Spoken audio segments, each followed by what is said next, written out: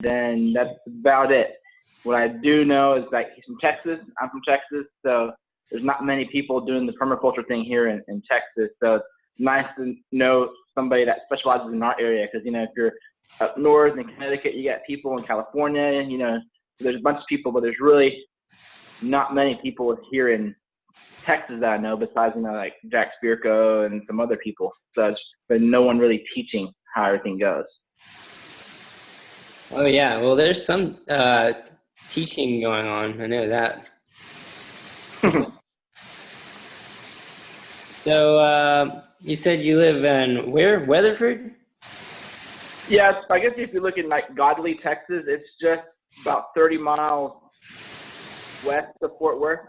So it's right. I mean, if you look like Roman Heritage Farms on Google, you'll see it, because I have it right there. But it's What's it called? 3.9 acres, and so it's like, I guess, what's that? Fort Worth. So that's going to be zone 8, I believe, or 7B. I'm still trying to learn all that stuff. You said Roman Heritage Farms, right? ROMAN? And then Heritage Farms, FARMS. Okay. So what are you trying to do out there? Well, I have 3.9 acres. My idea with that is I would like to do some rotational grazing with the 4 acres. I already have laying hens, and I'm doing meat chickens. And then I'd like to do sheep, I guess, like small ruminants. Say So again? I'd like to do sheep, like sheep at some point. I'd like to do sheep. And so basically, I want to have 12, I guess, through my paddock somehow. And then in zone 1, have like garden, and then have like, not so much an orchard, but like a food forest. I'm thinking like, I want to be able to have like trees or fruit trees that are good in my area. I planted a couple pears and a couple, what was the other one? Plums, and a plum tree.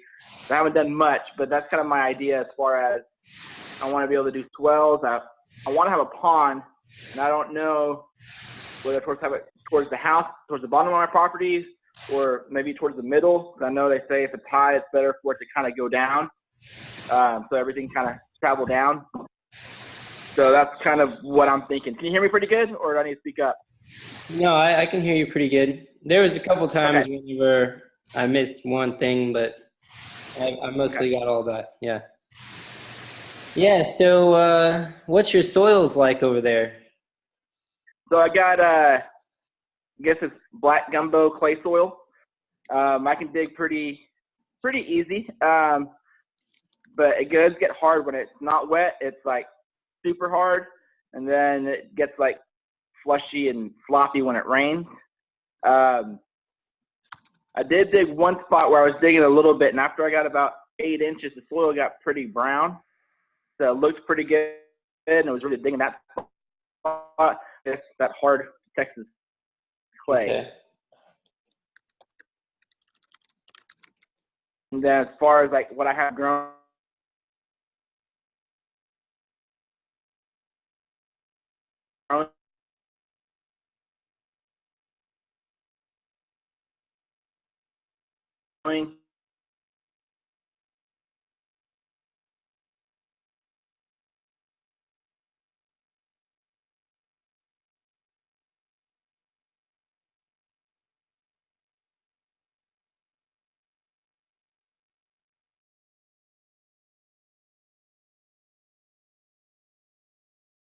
years. But other than that, it's pretty dry, but I'm in the middle because when it rains, there's a whole lot of rain coming from the property, I guess, to the side of me. They have 15 acres, and it just comes down. So I know I can catch a lot of water from that property and the property behind me. I'm kind of like in the middle, kind of like a valley almost, but like a real small valley. Okay. Nice. If that helps. No, that helps. So that helps me kind of understand what you're dealing with. What do you know any of the native plants that are growing there besides just like the forbs? Do you have any trees, or is it mostly just wide open? It's wide open. I got couple, is it juniper or cedar trees in the back corner, and then I have this one tree. I don't really know what it is. My brother doesn't know what it is. We thought it was like an oak tree, but it's not. It's, there's one mesquite on my property as well. Okay. So it's basically like a blank canvas. All right. Yeah. Yeah, I've worked on some places like that before. In fact, I did some consulting for a guy who was in some black clay with no trees. You probably get a lot of wind out there, huh? Oh yeah, it's like super windy. It's crazy how much wind it is. That was like, and even just like for my property, it's like super windy. I can be like in Weatherford or somewhere else, and it's not that bad. And I get to my property, and it's a pain. Like we get some windstorms, and it's moved my chicken coop, 10, 15, 20 feet. So there's strong winds, sometimes like that's up to 60. Wow. Yeah. Well, I always recommend in places like that to get like a nice hedge planting, around the edge of the property. So, like the native cedars are real good for that. And then there's the loquats, which is a fruiting tree. I don't know if you ever heard of that. Yeah, I had some, and I had some that I had planted on my east property line, but I thought they were doing pretty good. It looks like they died with that 2 or 3 days of really cold weather that we had, so they didn't make a good winter. So I got some more that I'm trying to grow from seed to hopefully maybe keep them for like a year or two or something until they can get bigger, I guess. Okay. Yeah. Yeah, there's the Arizona cypress. I'm not sure if that will grow there or not, but you can look into that one. Okay. And I bet you that the what is that one plant? There's, I don't know, like lots of evergreens will do best for that. And there's another one I was just thinking about that the name is not coming to me right now. It will come to me, and I will tell you. I was wanting to do, I can't even think of the tree, that's fast growing, and I guess it has thorns. And a lot of people use those like on their swells or on their property lines that grow so fast. But I heard that could be bad for like ruminants for the thorns that they have. I can't think of I don't know why I can't think of the tree, but oh my gosh, it's gonna come to me. Yeah. I know. Yeah, you know that stuff that yerba mate they grow? No. There's a plant that's native to Texas. It's the only caffeinated plant in the United States. Yopon holly. That's what Bose has a lot at his house. Yeah. Oh. Bose got a whole thicket of it. It grows all over the place in Central Texas. Do you get grow yerba mate like in our area? Yeah, that should grow in your area. Okay. Because I know I have the tea. My wife drinks the tea. I didn't know I could grow that. So that's no. It's actually not yerba mate. It's just related to it.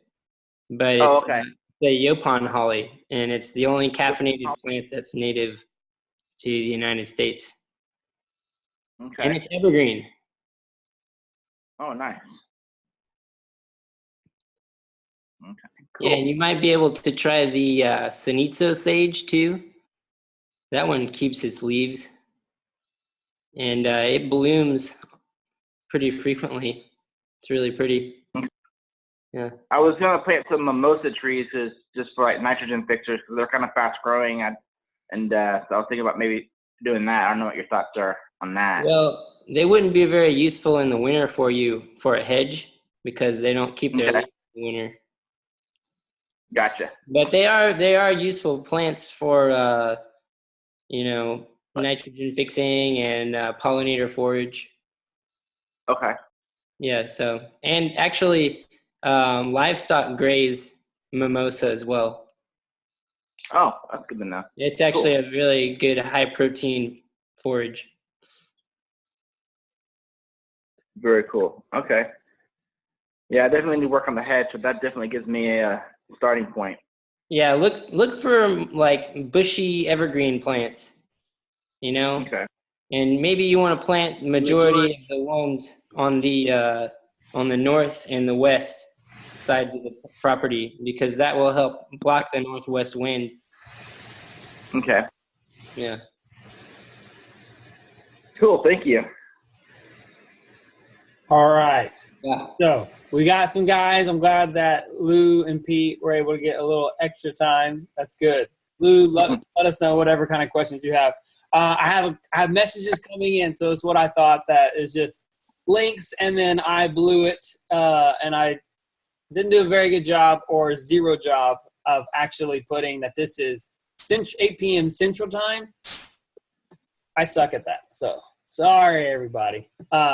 Okay, so let's go ahead and just letting everybody know. So we're going to be recording this because I do want to share this on YouTube for all the people that weren't able to come. But welcome. Woohoo! This is our first chatting with Permaculture Pete. I don't even know if he wants me to call him that. It's just kind of catchy. And Ellie said that it wasn't terrible. And usually she tells me if things are bad. But just wanted y'all to be able to connect with Pete and allow him to kind of share his giftings with y'all just for all the stuff that I've been able to learn from. And then also just be able to take y'all to like a different, level of the YouTube community and shed to house community that we have. Okay, so if so I'm going to go ahead so I'm going to mute everybody. And then whenever it's whenever you have a question, just go and you should be able to see down at the bottom. You should be muted, and you should be at the bottom left, be able to unmute. Let me unmute you. Hold on, Pete. What's up? Oh, I was just asking if I should raise my hand. Yes.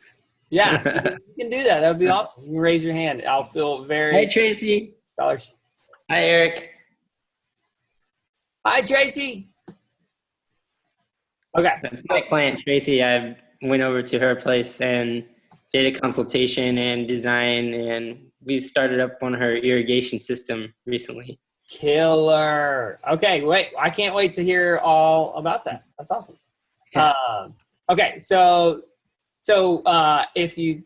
my name is Bo Brotherton. I am your host for this evening. I wish I had like a cool microphone. That would be a lot cooler. I am not Kelly Couch. So if you see me talking, it comes up Kelly Couch.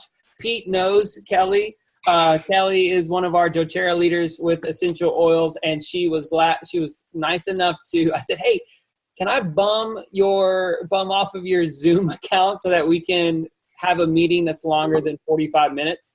Because I didn't know what this was going to be like, and I wanted to be able to talk just a little bit longer than 45 minutes because we would get kicked off with the free version. So I'm not Kelly Couch.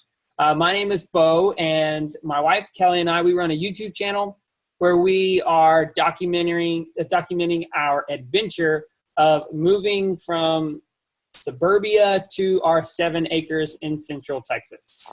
We also run a Shed to House, a Facebook group called Shed to House. There's about 14,000 people in there that they're just doing the same thing that we are planning on doing, of just the dream of being mortgage free and to get out of the rat race.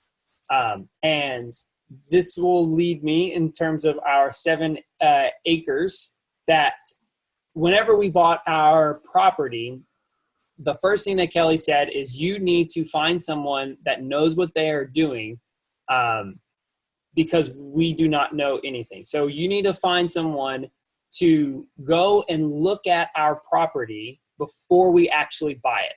And I was just on, I think it was on the old Regrarians. I think it was even before Regenerative Agriculture Facebook group. Was it the Regrarians, Pete? I have no idea. Okay. So I just found Pete, he just, he posted some swales, and I had never seen, I'd only actually seen footage, like I've really only seen animations of swales on jefflawton.com, like all those videos that he did on Vimeo that I'm sure a lot of us has seen. So that was the only time that I ever saw what a swale was. And then I saw Pete posting some of his swales work, his earthworks, on Facebook, and I realized that this guy was in Austin area, and it just got me so excited. I messaged him and I said, hey, I am actually buying I'm planning on buying this property. How can I get you out there? And he gave me a really hard time, and he said he was like completely booked, that he would be able to squeeze me in. And I was able to get him in there to be able to hop on. And it was, luckily enough, he said that I'm not an idiot, and that it was a pretty decent piece of land, and that he would be able to work with it, and he'd be able to make a homestead for our growing family. So Pete VanDyck, he is a certified permaculture designer. Pete is a heavy equipment operator. So what you'll know a lot about Pete is he specializes in regenerative land design and installation for farmers, ranchers, homesteaders, and private land owners. He does have a PDC, so in terms of he knows what he's talking about. He is certified to be able to talk about permaculture and how to design your property to be able to fit that needs, and all the cool things that we all love about permaculture. His website where you can find all of his work is at Drought-Proof Texas. So that's droughttx.com. And it is his mission to rehydrate the entire state of Texas. Like, that is awesome. And that was something that I remember when we first met with Pete, that he just kept on talking about that it was his passion, his mission to recharge the aquifers in Texas underground. And a lot of the times I would be like, hey, I know that I'm not going to keep this water. And he's like, well, stop being selfish.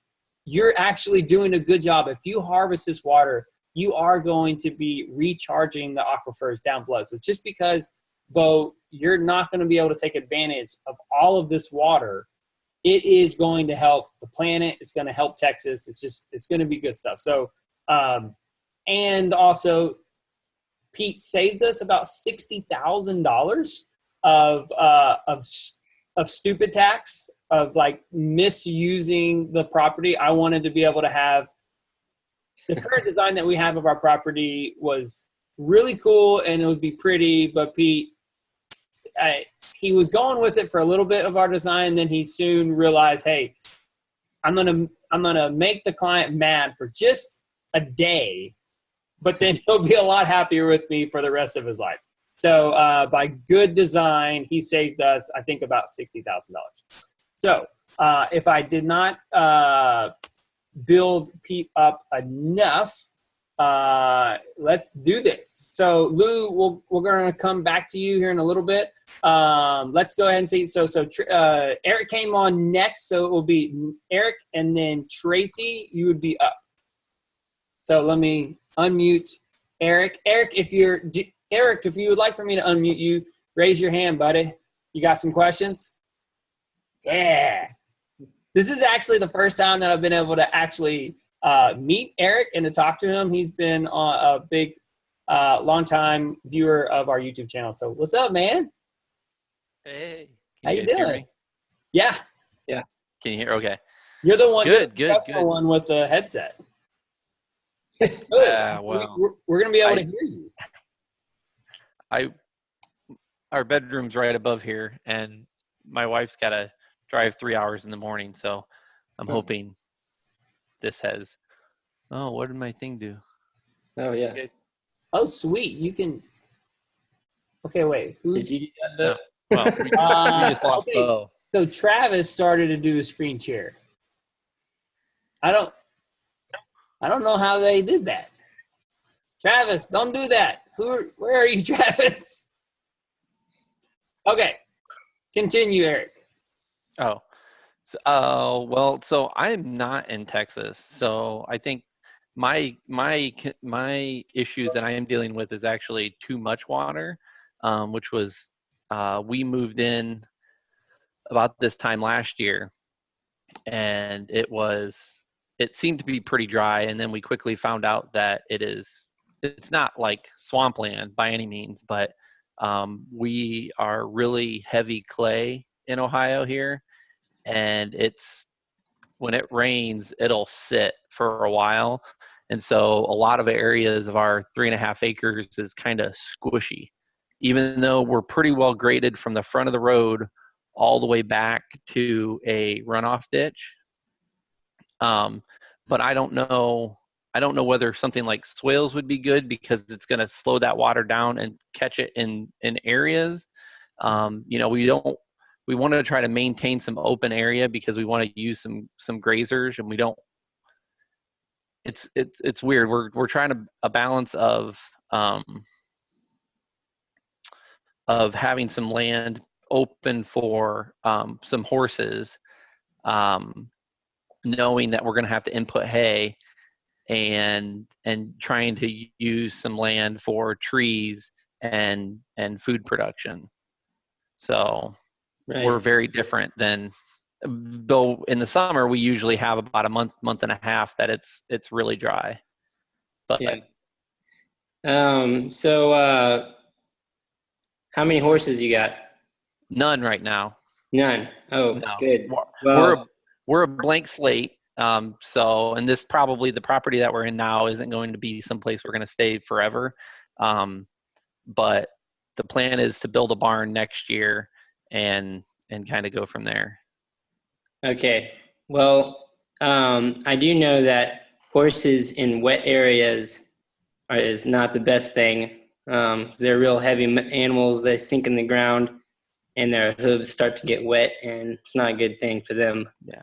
And, it's pretty small area, 3.5 acres for horses, pretty small area. Not to be discouraging, but I wouldn't have horses on that property if I were you. Yeah. We're probably talking about just a couple small ponies and then maybe boarding horses someplace else.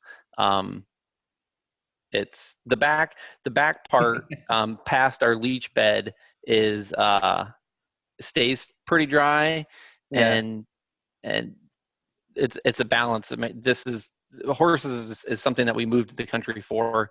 We kind of settled for this piece of land because everything else wasn't available. So we're going to have basically a sacrifice area that's on high ground that's always dry, that we'll use when things are really wet. And then we're looking at some other options for, whatever. But mostly the front. So our front yard is kind of an open area that is pretty wet. And right now it's pretty much flat. And is just grass. And how tall is the grass? Pretty short because I just mowed it, but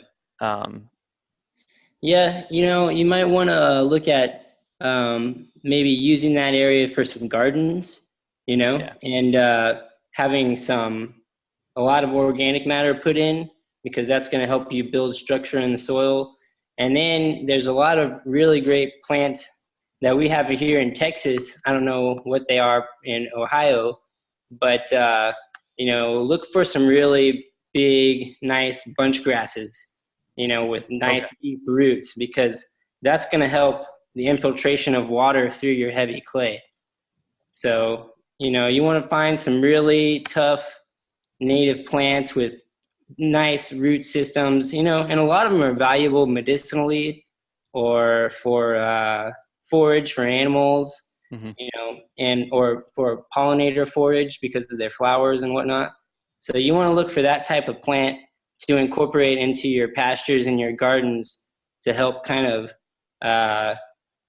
help percolate water through your soil more, And I would look at some stuff by Gabe Brown. Look up Gabe Brown. You ever heard of him? Mm-mm. Gabe Brown is a farmer up in North Dakota, and he is really great teacher on soils and, how to build soils that have structure, that aren't going to be so muddy, and they're not going to be so weak, and sloshy. They'll have more structure for you to walk around on, and water will infiltrate more easily that way. Okay. So I would look at doing something like that, incorporating some plants like that, and trees will help too. Probably not too many trees because you want to have some grass for your horses.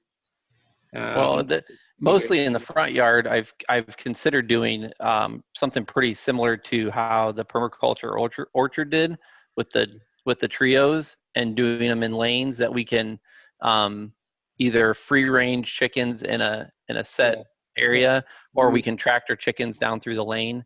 Because that's one of the big things that we want to be able to do here is, egg production and meat production for chickens. So you're going to move them around in little cells, or, little fences or little chicken tractors or something? Yeah. Yeah. Well, that, if you do that and manage that really well instead of mowing, that's actually going to help your drainage a lot too. Okay. Because mowing doesn't give you anything as far as soil building. Yeah.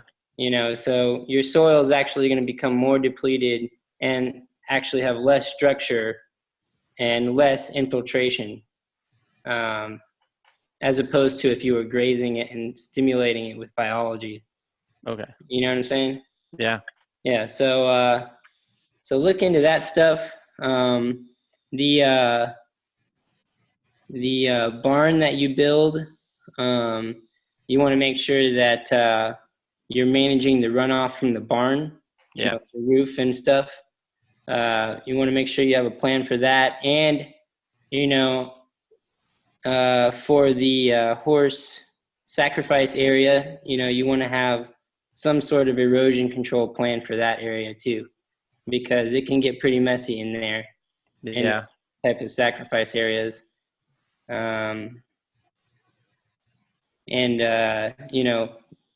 type of erosion control plantings or, some gardens or whatever to kind of absorb that extra water that's going to be coming from there. Because the less plants you have, the more runoff you're going to have.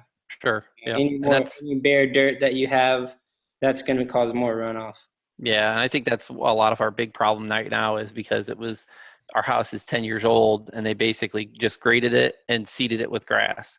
And luckily, when we moved in and, I kind of walked around, it was pretty obvious that it didn't really look like they ever sprayed anything.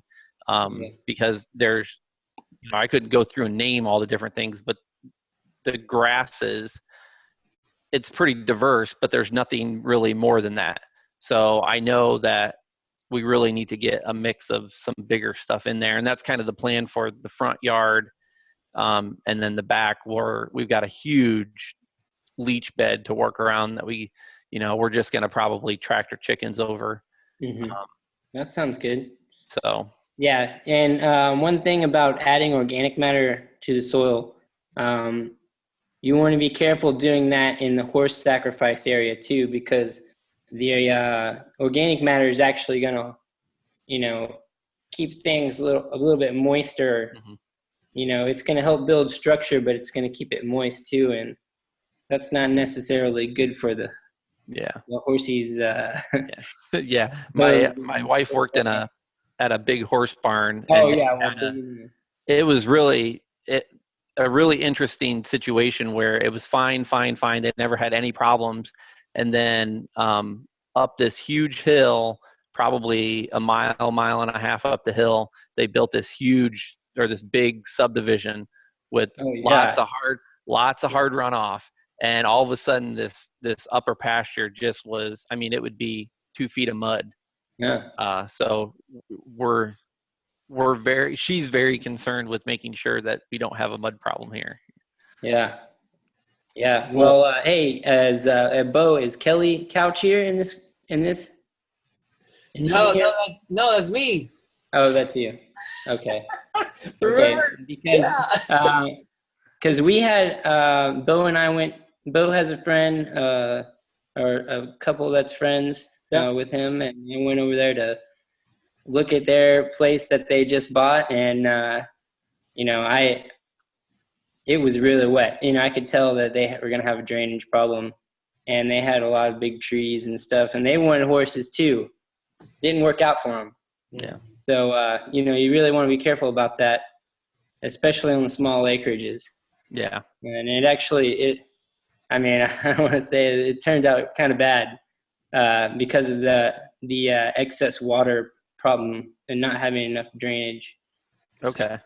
So, lots of nice plants, and maybe some kind of engineered drainage, you'd have to maybe build some drains, you know what I mean? So Yeah, let some of that water go. Yeah, if we were forever here, I would say, yeah, we could probably look at spending that money, but Yeah. we're trying to balance input and money and time input into this property, knowing that, probably in 5 years we'll be moving to something bigger. So hopefully, Right. but yeah, Right. cool. Good Yeah. things to think about. Well, if that's the case, then I would definitely reconsider getting the horses Okay. because they're expensive. Oh yeah. I'm sorry to say this, man, but I've seen this so many times, and to me, you don't really get anything for horses. You know what I mean? You can't eat them, and Yeah. if they get hurt, then you're out big time. You know what I Well, mean? sure. Yeah. Yeah. Yeah. Okay, well, let's keep it Cool. going. Thanks. Thank you, Eric, buddy. That's great. I'm glad that you were able to come in and give us the cold climate stuff. I hope that. Yeah. Thanks, Eric. Yeah, It was 71 here today. I don't know what you're talking about being cold. I think yesterday we hit 91 in Houston. You saw the Keep video where it's like literally. You could keep that. I didn't even expect it. I went out there and just the lens fogged up. Like I couldn't even. It was anyway. I can't wait to get out of Houston. Eric, if you're gonna move in 5 years, then wait to get horses until then, because then you'll be on a bigger property. Yeah. You know what I mean? Wait to move to that bigger property where it's more appropriate for the horses. Yeah, it's a good call. We've got a few places around here that we can board. And so we've talked about that being an option if, we can't, because we're not going to finance the barn. We're going to pay cash for it. But definitely some things to think about, because I think that we might be, the more I think about it, if we don't do it right, this is a big situation where we really tank our property value. Yeah. And a lot of recovery. Mm-hmm. Yeah. Cool. Yeah.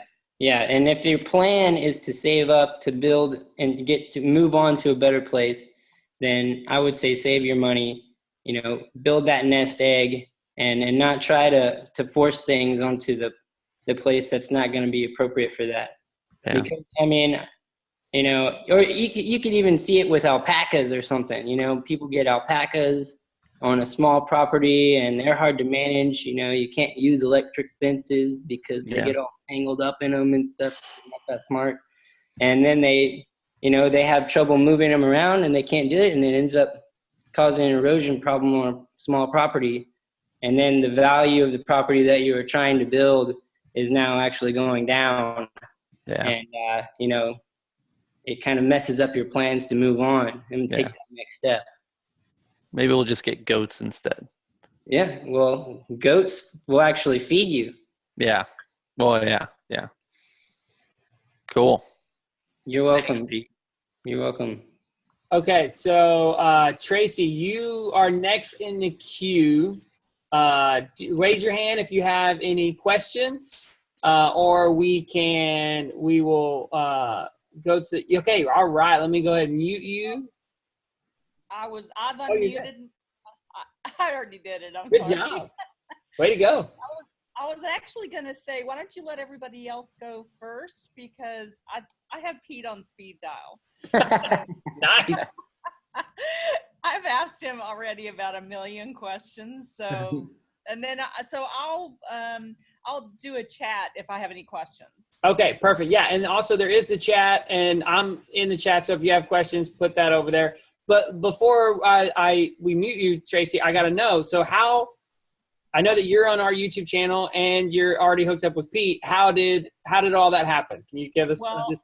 I was desperate. I was on this property for 9.5 years and I had no idea what to do. And I don't want to sell it.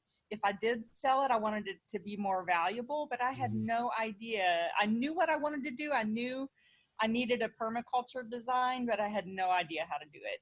And then I saw your video and I saw you reference Pete, and he was in Texas, and I sent him a message or sent him a text or something like that. And he was willing to drive up to North Texas and look at my property, and it's that's history. I'm telling you, I love this irrigation system that he put in. I cannot wait to get the whole thing finished. Awesome. I love it. Okay. Thank you, Tracy, for sharing. Can't wait to hear more. Okay. So let's hop on. Let's get, Eric, number 2, not just 2, because Eric, you hopped in second. Eric of East Texas Homestead. So Eric is one of us over on Patreon. He also knows a lot about comfrey. So Pete, I'm excited to hear about y'all talking about comfrey and everything else that Eric might want to talk about. Hey, Eric. There we go. Hey, am I muted? Okay, cool. There you are. Yeah. It's cool. All right, guys. So I'm on a really bad cell signal. So hopefully my audio will actually stay up. And also, I'm going to kind of whisper a little bit because I've got kids sleeping behind me and in front of me. So I don't want to sound like I'm not excited to be here. Just really not. But I mean, no, I'm excited to be here. Just anyway. So yeah, I don't really necessarily have any questions for tonight. I'm sure Pete, dude, you can probably tell me a ton. And I'm really excited, really just kind of hear what other people have to ask and what you have to say and share. And also just kind of get on and kind of have first face-to-face with a bunch of you guys and just kind of see how life's going. So that's kind of where I'm at tonight. What do you got going on in your place? Well, we've been on the property as far as living here about 7 months or so. And actually, 10 months now. And we've really been focusing on just getting to where the house is livable. We bought like a $3,500 mobile home and completely gutted it.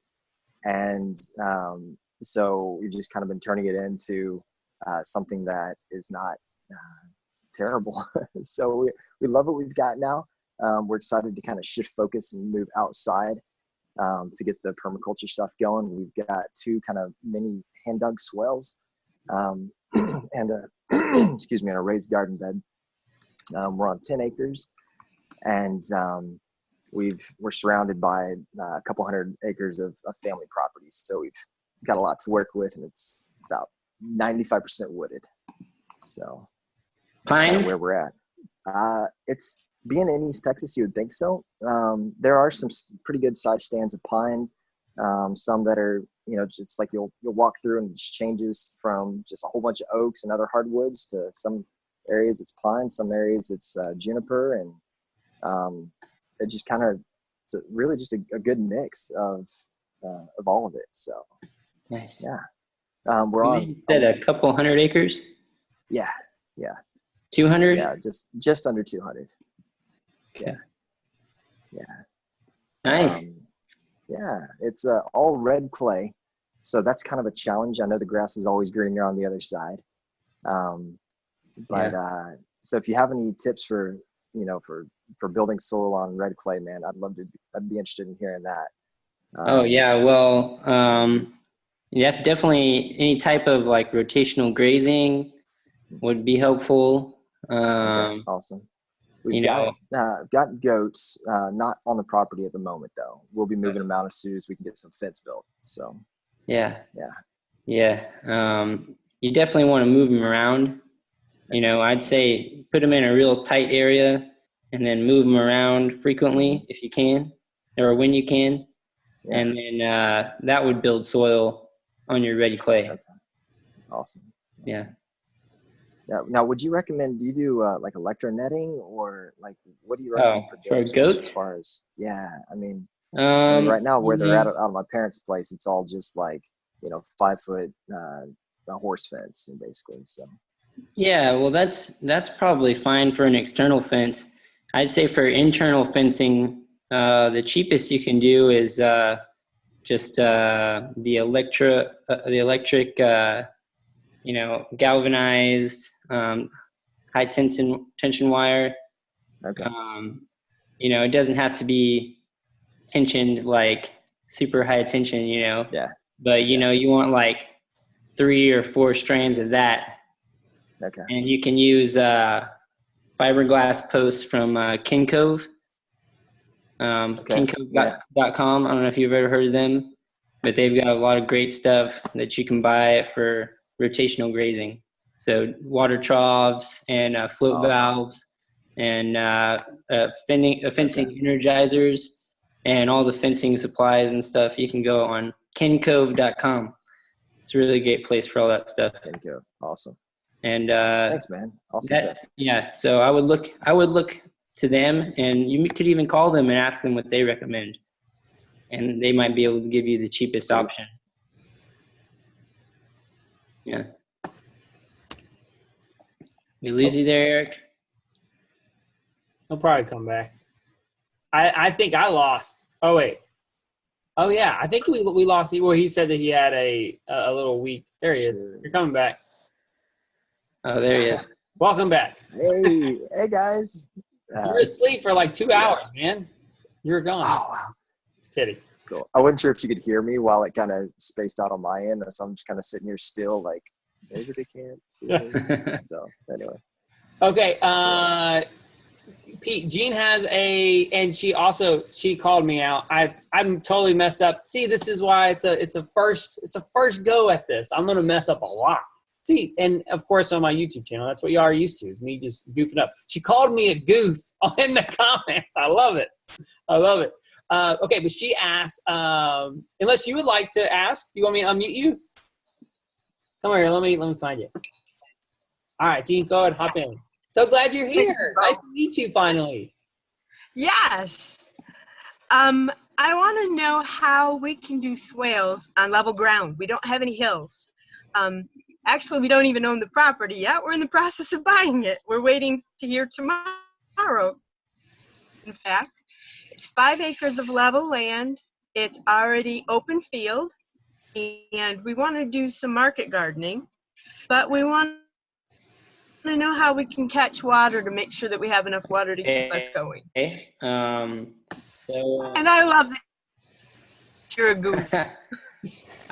So what part of the country are you in? Virginia. Oh, Virginia. Okay. Very good soil. What's the soil like? Is it like a sandy loam or something? We haven't been there to see it yet, but my experience, because I have lived in Virginia before, is that the soil is very good. It is sandy loam. It has very dense organic layer. Oh, good. And it's been used as a hay field. Oh, it's been used as a hay field. Okay. So they've been plowing. I don't know if it's been plowed or not. I don't have enough information about that. Okay. Well, it's like what you've seen pictures of the pasture. We've seen pictures, and year after year after year, it's been always grown for hay. Okay. All right. Yeah, well, there's a chance that there might be some kind of hardpan layer down there. But that shouldn't be too much of a problem. If it's relatively flat and you have good soil, you might not need any swales. Okay. Because swales can be expensive, and if you have got a lot of organic matter on your soil, and your soil is well protected and it's good soil, then you might not need them. Okay. Would you recommend a pond? Well, yeah, sure. Yeah, ponds are really easy to build in flat ground. Okay. You don't have to build much of a dam wall for it, and you can use any of the extra materials from the pond. Being that it's flat ground, you'll probably have extra dirt. Right. And since it's flat ground, you'll probably want to use that dirt to build up your road. So your road will be elevated and not be flooded and wet when you're driving. So if you did build a pond, some of that soil could be used to raise the elevation of the road. Okay. That's what I would do with that. Don't truck it off. No, definitely wouldn't do that. Yeah. Yeah. Thank you, Pete. Yeah, you're welcome. Thank you both. You bet, Jean. Good to see you. Say hi to Kelly. I will. She's trying to get Finley to sleep right now. She said that she wants to jump on if she can. All right, hon. Okay, so I think Terry, I can't see you, so if you we can probably hear you if you want to ask any questions. You'll be up next, and then after it'll be Lou. Bo, you need to mute me. Okay, I'm on it. Okay, so Terry, if you want to unmute yourself, you can do it just down there. He said he's got no mic. I just saw a little comment down there. Oh, in the perfect. bottom. Just listening. I have no mic or camera on my computer. Perfect. Okay, well, let us know if you have any questions. You can just type it in just like you did, and we'll try to see if we can do it. And then, Lou, I know that we cut you short just a little bit, but let's go ahead and bring you back in for any of your questions. All right. I guess my next question would be kind of, since I just started with my property, my 4 acres, what would be where's the best place to start versus, like try to, I guess like a zone 1, kind of like your market, or like for a garden, or more like a food forest. I do have the ability to get a lot of like mulch for free. So I thought maybe with my clay soil, maybe I should, I guess, sheet mulch areas. So I was just trying to think of where I should start and what would be the best thing to do with like the free mulch that I can get from like the county and stuff that I can just get truckloads of, basically. Right. Well, you said that you want to graze some chickens and have a food forest and possibly a pond and all that, right? Yeah, and sheep, all on 4 acres. Yes, the sheep. I would think that, you definitely want to get some sort of water system set up, to make irrigation for all that stuff that you want to do easier, because from what I would recommend moving the animals around, you definitely want to start, finding some way that you're going to get water out where you need it, in all the right places. So to irrigate your trees and your animals and all that. So water is the most important thing, and your gardens, so you need to have all that sort of in line and ready to go. So it'll be ready for you whenever you're starting to build your gardens and food forests and grazing systems.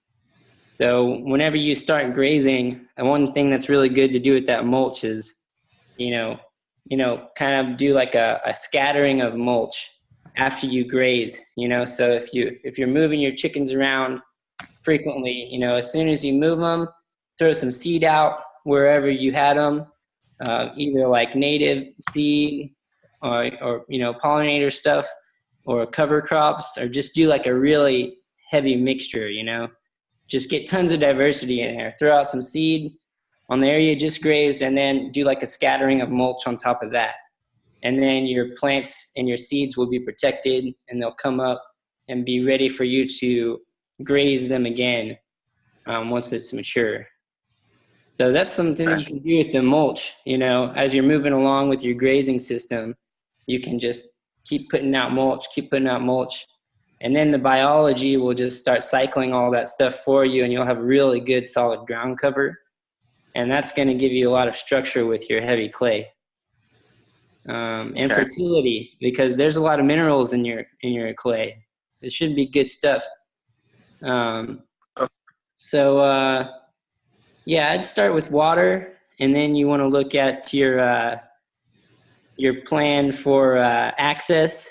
You want to designate all of your areas that you're going to be using as access, so that you're not just driving all over the place. You know what I mean?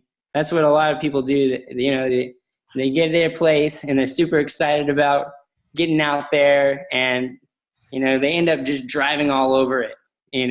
And that can actually cause problems later on down the line, because there's just tracks going everywhere. Whenever you're driving through the mud or whatever, you start eroding your property, and it might not be so much of an issue for erosion on your property as it would be like getting stuck out there. You know what I mean? In your heavy Right. clay.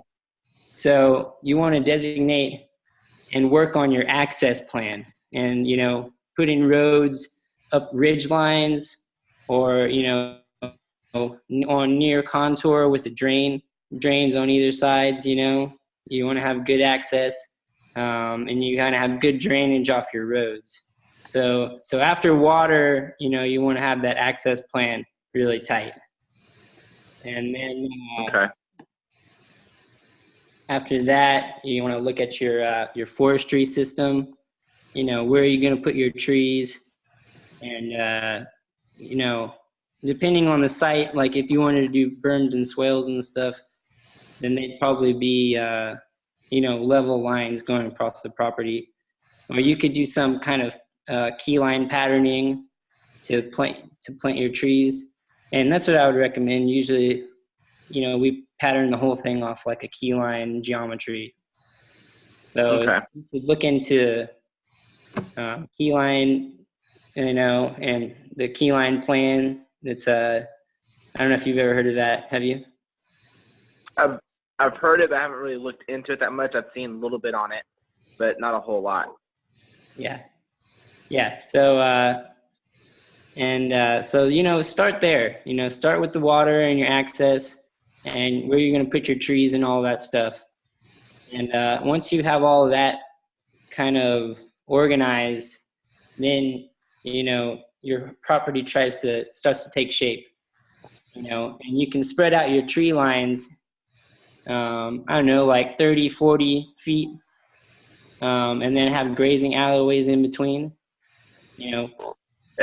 On your place, I would try to make it pretty tight, because there's no trees and there's a lot of wind. Okay. And that will take a lot of stress off of your animals when you're experiencing all those extreme conditions. And then should I try to, any trees I plant, I guess try to find like my contour lines and try to plant them on contour with the trees? I'm excited, or should I just, hey, it looks cool here, or what would you recommend on that? I'd have to come out there and see for myself, or look at it on Google Earth or whatever. But it's like I said, I'd pattern it in some way, so that it's easy for you to get around in there, and it, sort of optimizes spacing for the grazing laneways. You want to think about, how big your paddock's going to be, or how big is your chicken tractor going to be, and try to make some, decisions on what your spacing is going to be, because like if your chicken tractor is 10 foot wide, then maybe you want to have like increments of 10, feet, so that you can get through there. You know what I mean? Or, Okay. Like 20, 30 feet, and don't make it like 35, because then you'll have some space that's not being optimized, Right. Okay, cool. That definitely helped. Thank you. Yeah.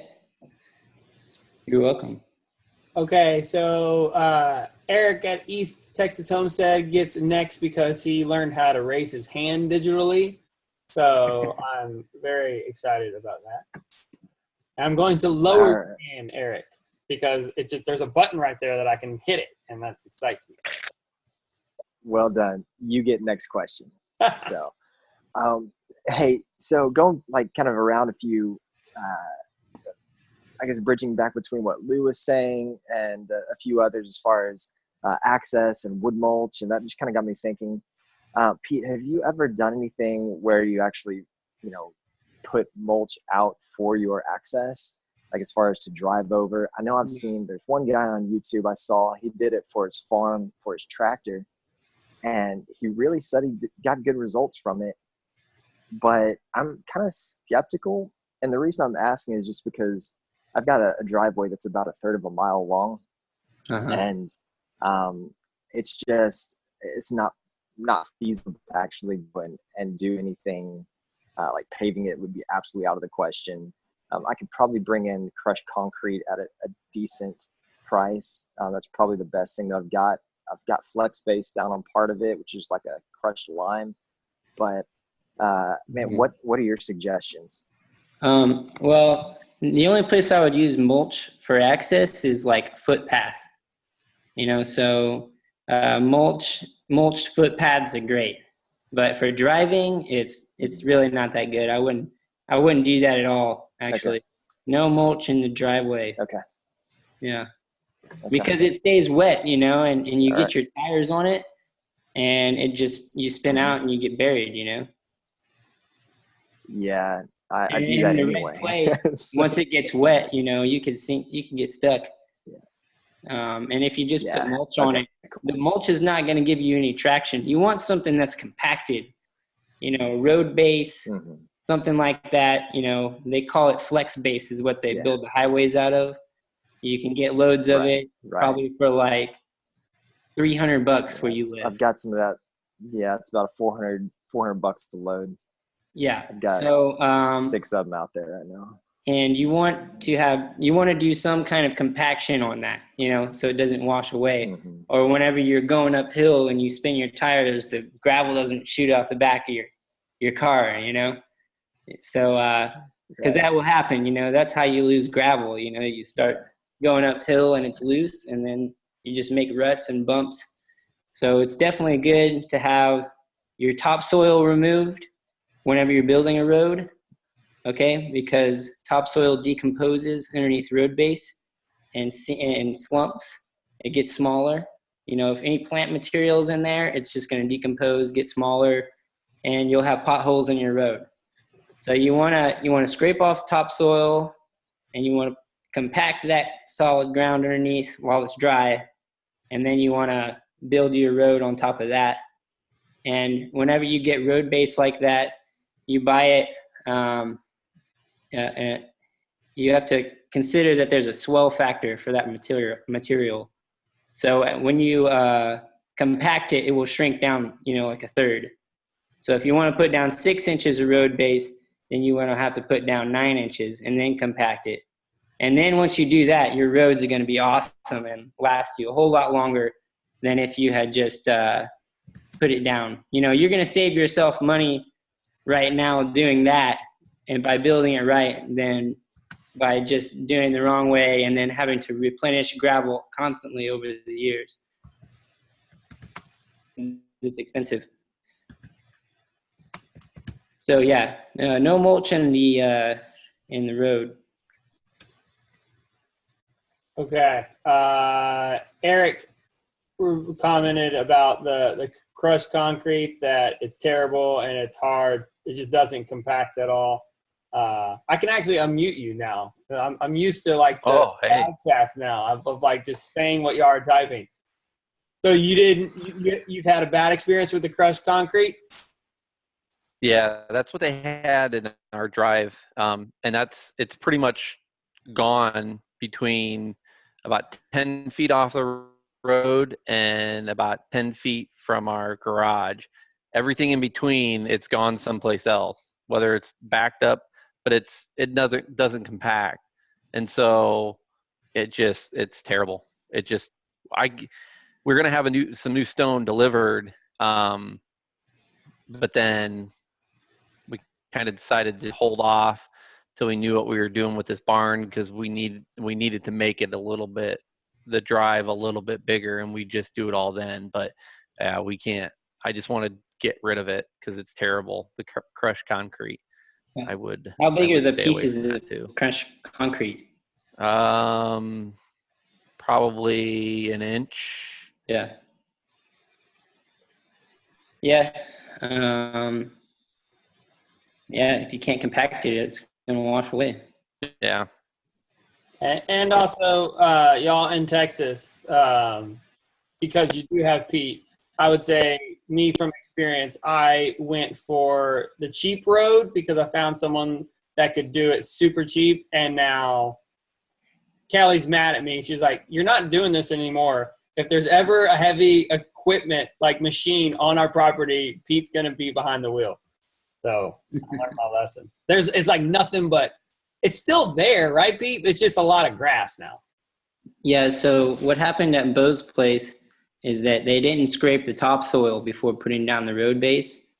And now the grass has just grown up through the road base, and it's just all grass now. So the road base is just kind of just grown over with grass.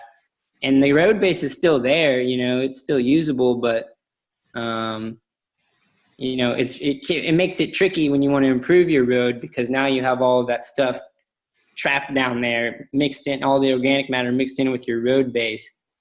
And, you're going to have continual, issues with potholes and stuff whenever you're driving over it a lot, because it's not evenly compacted, and it can't be because there's organic matter in it. Pete, how often in roads do you need to bring out a roller, a compactor? Well, I would preferably be using a roller on any road that I built. Okay. This guy knows what he's doing. Just saying. He knows all the big. I built my first road that I built.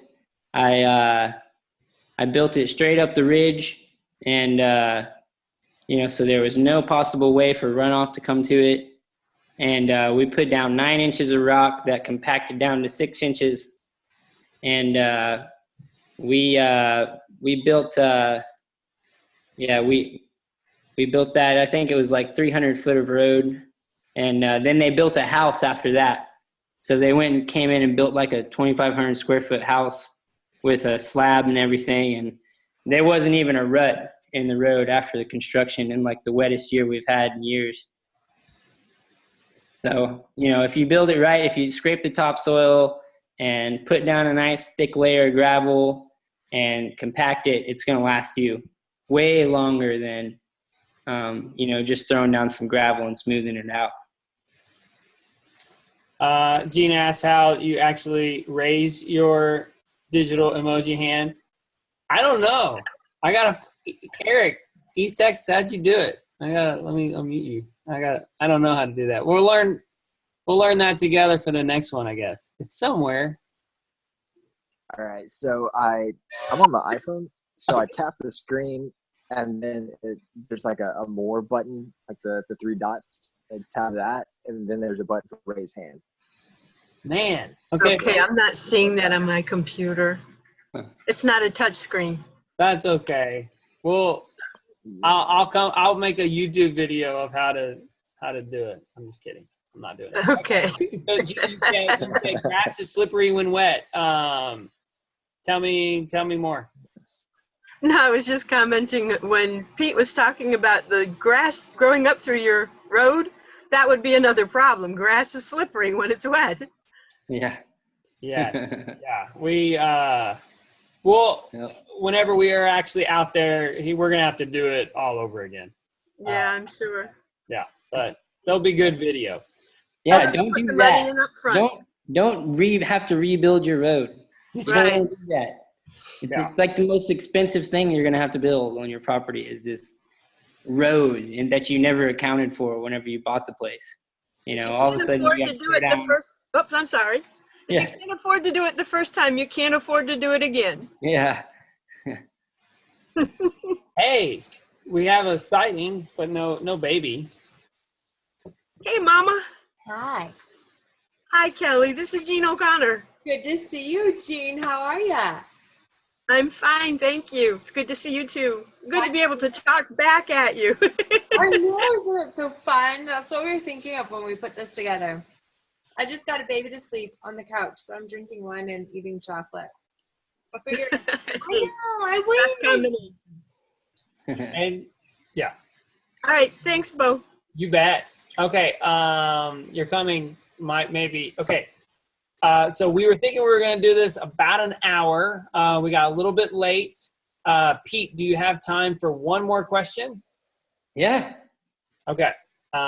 Who raise your real hand since we can't figure out the digital hands? Who has another question for Pete? Kelly's going to show me some cool things. Oh, okay. Then you can see everyone at once. Yes, I can see all you. Okay. Does anybody have another question? You have to do it now because otherwise I'm going to ask it for Kelly showing up. Tracy, you got anything?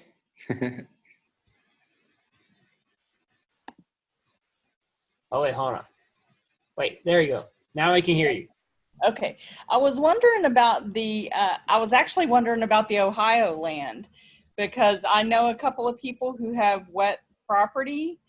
And so are there specific trees, like down in my bottom pasture where it's wetter, are there specific trees that suck up more water and that do better in wetter dirt? Oh yeah, definitely. Yeah, you can plant, well here, I don't know about in Ohio, but here in Texas, you can plant sycamores and cottonwoods and pecans, bur oaks. Sometimes you can get away with planting some cypress. You know, there's all kinds of really cool trees that love to grow in wetter areas. Yeah, willow. Yeah, is willow, a big of one course, here yeah. too. Does And they're that easy to help? grow. Does it dry up the land when you have trees like that down there? Like if you have a boggy area? I wouldn't say that it would dry up the land. It It's would not definitely like a put that. straw, right? That just sucks it up. No, you're going to get more moderation. I would say you'd probably get some more moderation, but it wouldn't be particularly drier unless you diverted some water or built some drains, or if you planted some more deep-rooted grasses, native grasses, like here in Texas, the switchgrass and eastern gamma. They're really great grasses that have deep roots that can infiltrate a lot of water. And that can help build some more structure in your soil so it's not quite as boggy. Okay. Yeah. Terry mentioned mulberries. Yes, mulberries will grow in wet soils. And they're tasty. Yeah. Okay. Kelly, do you have any questions about our property? About ours? Oh gosh. We have Pete here. I have So all the might as well. questions. So I just have a brag on Pete because, when you meet somebody like random like that, I mean, Pete, was it on the internet? How did you guys meet? He posted swales Yeah. on Facebook. So what I loved about working with a designer who really listens to us, and I remember there was some picture or something, and I was like, Bo, this is what we need. And Pete totally listened to that, and he messaged Bo and was like, these are the English flowers or the English garden that Kelly's looking for, and they're Texas wildflowers that would work great. So, dude, is that on your? Did you update that on your website? That's one of your properties, right? That is our garden here in Drooping Springs. Nice. Those are gorgeous. Kelly, yeah, those flowers. And, that's Central Texas for you. It'll just blow you away with nature. I think that, something that's been really hard for us and maybe for other people, not everybody on this call, but in general, even in the Shed to House group that we have, is the going slow. Going slow is really hard, but I think so wise, because if we went any faster than what we've done right now, we would be in so much trouble. So I really appreciated, I don't know if this is a question, but I really appreciated when Bo's like, hey, Pete, should we do the swales and the pond all at once? You're like, hey, man, maybe just get a place to live. Like, that's been so great for both of us, because even though it would make you money faster as the designer to get us out there sooner, like, you really are concerned with how do we manage the land, and you're a very good steward of the land. So I think that maybe that's a good question, is what do you have as general and broad as that can get for people who really want to progress on their property, either with a permaculture design or just doing more with the property that they have at a rate that's reasonable without, not without just overdoing it, but also not being lazy. So where's that happy medium for people who really want to take their next step, but maybe don't know how to do that without feeling like they're all consumed with everything that has to happen? Well, you have to really take a look at the context of your situation. You have to think about your climate and your geography and the climate of your own mind, and where you are as a family and stuff. And they go over really well in holistic management.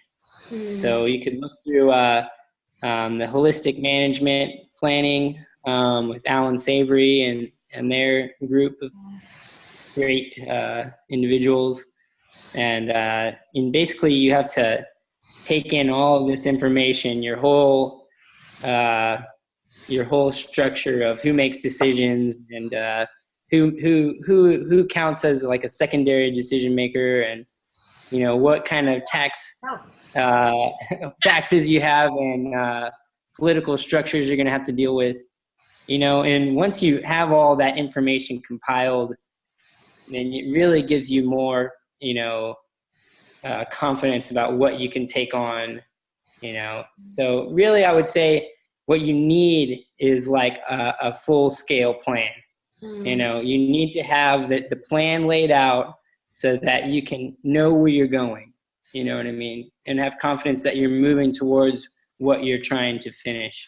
Because if you just plop stuff here, plop stuff there, plop a garden here, plant some trees over there, you're just going to have this hodgepodge of things that's really not going to be that manageable, because you've overburdened yourself, and because you didn't have a full-scale plan, then you have to rework things, and it's just too much work, and that's the road to failure. So really you have to take in all that information that you need, and then make a plan, and then focus on that, and then move towards it. And then I think that is the best thing to really help organize that whole process. Do you find that a lot of people that you're working with, are you coming in to help create that plan for the first time because you have to correct something that maybe was caused by short-sighted planning? Oh yeah, I have to come in and fix people's stuff all the time. Yeah. Yeah. Oh yeah, definitely. Half of the people that call me aren't calling me to get a permaculture design. They're calling me because, hey, we've got this erosion problem, or we've got this drainage problem, or help us fix our soils that we've destroyed, something like that. So that's what happens. Yeah.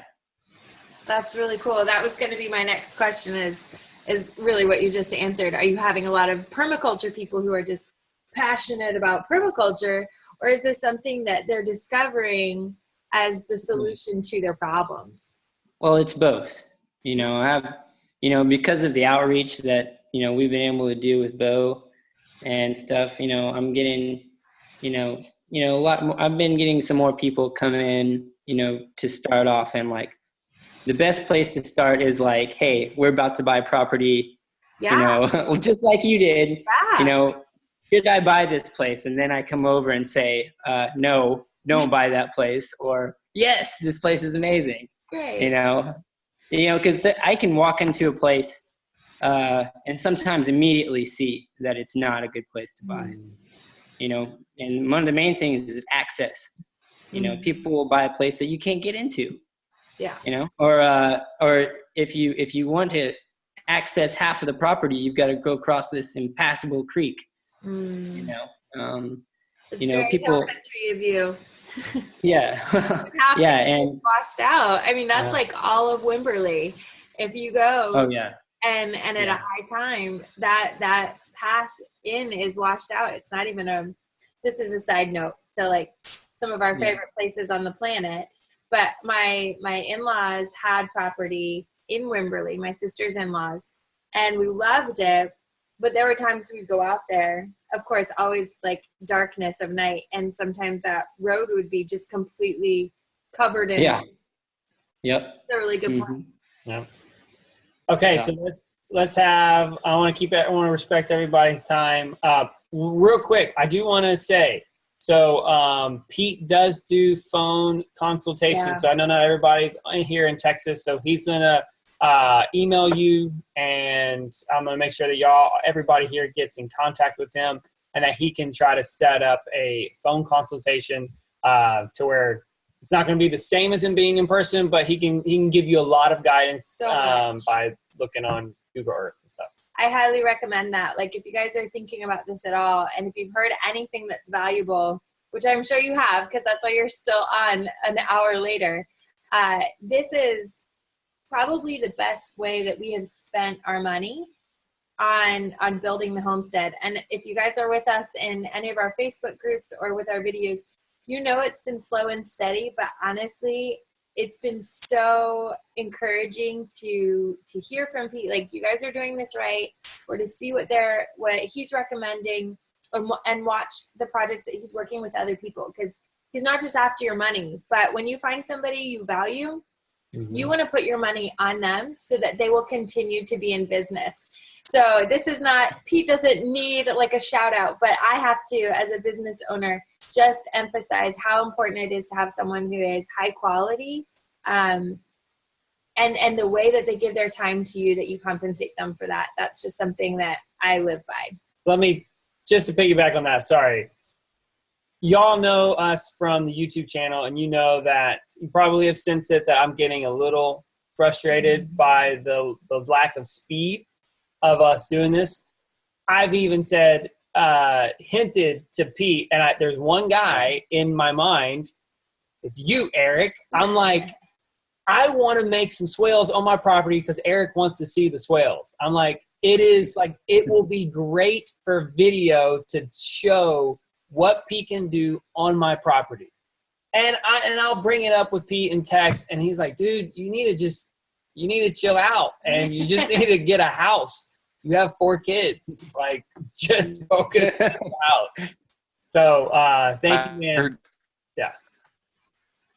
I heard something on a YouTube channel just the other day. I can't remember who it was, but it was people tend to overestimate what they can do in a year, and they underestimate what they can do in 5 to 10. And so I spent this weekend trying to get like this list of 1 million things done, got about 50% done. And even at the end of that, I'm like, you know what?